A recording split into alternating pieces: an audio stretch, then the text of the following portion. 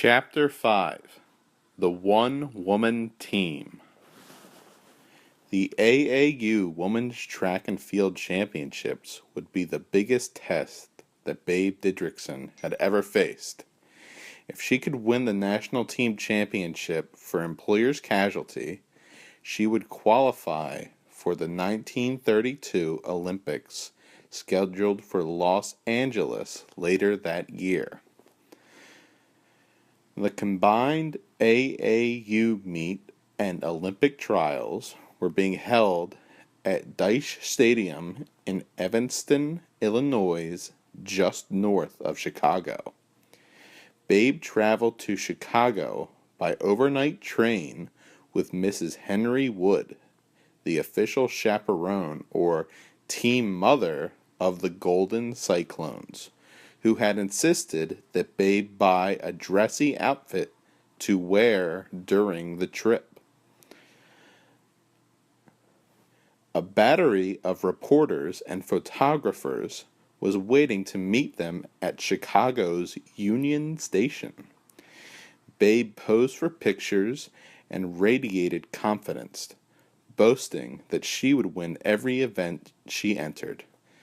Miss Mildred Dickerson, the sensational young lady from Dallas, Texas, is expected to be the standout of the meet, reported the New York Times. Usually, Mrs. Wood had an entire team to look after, but that evening, at the Chicago hotel, she had enough worries with Babe alone. Babe may have seemed confident, but inside she was seething. She was so keyed up that she couldn't sleep. She tossed and turned in bed, then got up and paced about the room. In the middle of the night, she began to complain of stomach pains. When she placed her hand on her belly, the hand would just bounce up and down, she wrote. Mrs. Wood was alarmed. She feared that Babe might be having an appendicitis attack, and she clearly called the hotel doctor. He came to the room, examined Babe, and found nothing wrong but a case of nerves. It was nearly dawn before Babe and Mrs. Wood finally fell asleep. A few hours later, Babe awoke in a panic. The sun was up, the day was already hot and humid, they had both overslept.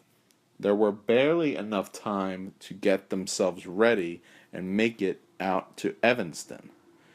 They pulled on their clothes, hurried downstairs, and hailed a cab. During a frantic ride through heavy Chicago traffic, it became obvious that Babe would never have time to change at the stadium. As the taxi broke out of the traffic jam and raced towards Evanston, Babe climbed into her blue and white tracksuit in the back seat while Mrs. Wood held a blanket around her. They pulled up in front of Dice Stadium just as the opening ceremonies were about to begin. Babe jumped out of the cab and dashed into the big concrete arena. Inside, more than 200 women athletes dressed in their team colors were milling and waiting. As each team was announced over the loudspeaker, the women jogged out onto the field while several thousand sports fans filling the grandstand whistled and applauded. Some teams had 15 members or more, and the biggest one, the Illinois Women Athletic Club, had 22. When Babe's team was called, the loudspeaker announced, Mildred Babe Didrikson, representing the Employers Casualty Company of Dallas, Texas. Babe ran onto the field, grinning broadly and waving her arms wildly above her head. When the crowd saw that she was all alone, a solitary one-woman team, many people rose to their feet and cheered. You never heard such a roar, she recalled. It brought out goosebumps all over me. Most of the athletes were entered in one or, at the most, 2 or 3 events. Because Babe was the sole member of her team, officials had stretched the rules and allowed her to enter 8 of the 10 events, since she had to compete in both the qualifying and final rounds. She had to run from one event to another. For 2.5 hours, I was flying all over the place, she wrote. I'd run a heat in the 80-meter hurdles, and then I'd take one of my high jumps. Then I'd go over to the broad jump and take a turn at that. Then they'd be calling me for throw the javelin or put the 8-pound shot put. The only events she did not enter that day were the 50-yard and the 220-yard dashes. As soon as she finished one event, they were already calling for her next. On a few occasions, the judges delayed starting so that Babe could rest and catch her breath. Some of the other athletes complained that she was getting special treatment. It didn't help when she marched around the infield hollering, "I'm going to win everything I enter." Halfway through the meet, spectators in the stands began to realize that Babe Didrikson had a fighting chance to win the AAU team championship single-handedly. Each time Babe took her place for another event, silence fell over the stadium. When she won, the crowd roared its approval. When she lost, the entire grandstand seemed to groan. That afternoon, the temperature climbed past 100 degrees. One of the athletes, Jean Shiley, remembered, "It was so hot that one of the girls ordered a 100-pound block of ice and we all took turns sitting on it." Despite the tension and heat, Babe seemed to sail through the afternoon, swept along by the cheers of the crowd. It was one of those days in an athlete's life when you know you're just right, she recalled. You feel you could fly. You're like a feather floating in the air. After her last event, she jogged off the field, sweating and panting. Mrs. Wood was standing there crying. "Babe," she called through her tears, "you did it! You did it! You won the meet all by yourself!" Babe had won first place in 5 events: 80-meter hurdles, javelin, shot put, baseball throw, and broad jump. She tied for first in the running jump. She placed 4th in the discus throw and failed to qualify in the 100-yard dash. Altogether, she scored 30 team points, winning the national championship for the Golden Cyclones. The second place team, the Illinois Women's Athletic Club, scored 22 points.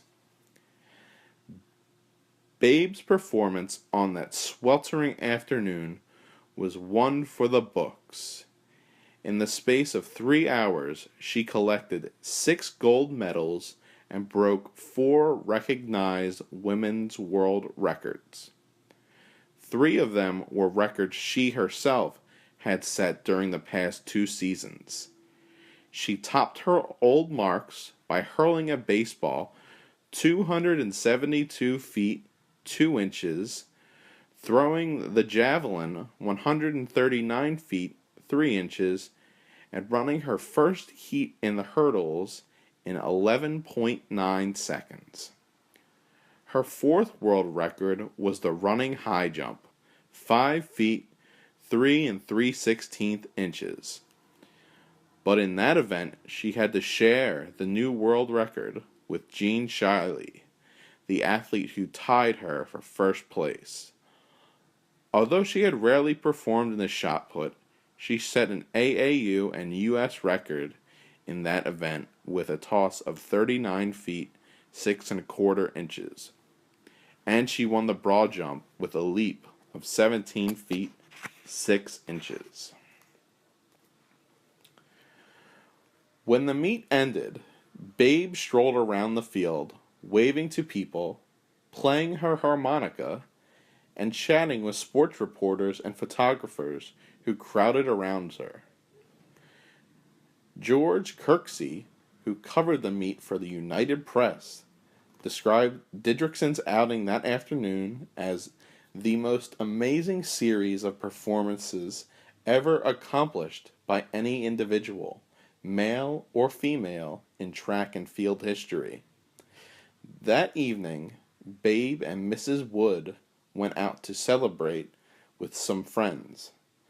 Babe loved to dance, and on this festive occasion, we danced until 3 o'clock in the morning. The next day, Babe put herself through a good workout to make sure that my muscles didn't tighten up. The Olympic Games in Los Angeles were next. Gangway, one newspaper warned. Here comes a real woman athlete with the speed and grace of an antelope. Babe's newly chosen Olympic teammates were the first to acknowledge her impressive skills, but they did not appreciate an Associated Press story that appeared in newspapers across the country.